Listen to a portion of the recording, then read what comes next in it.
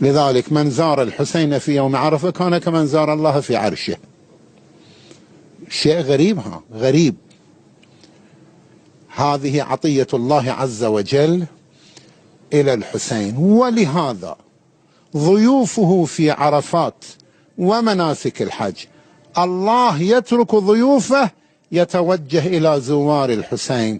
رحمته سلامه تحيته تشمل زوار الحسين في يوم عرفة، ويخاطبهم استأنفوا العمل، يعني افتحوا صفحة جديدة إلى هذا اليوم. كل ما عندكم ذنوب ببركة الحسين أنا غفرتها لكم.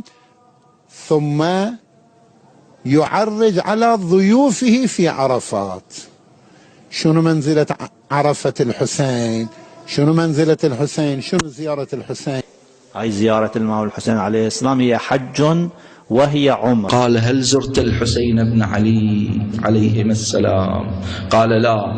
قال: فزيارته لخير من 20 حج. ويضعف، يعني يضاعف حتى بلغ 90 حجة من حجج رسول الله بأعماره. زار قبر الحسين عارفا بحقه كان كمن حج 100 حجة مع الحبيب المصطفى محمدا. ما لمن أتى الحسين بن علي عليهما السلام زائرا عارفا بحقه غير مستنكف ولا مستكبر،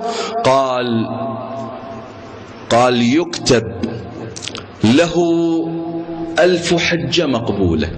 هذه الروايات التي تقارن بين الحج وبين زيارة الإمام الحسين عليه السلام متواترة تواترا إجماليا قطعيا.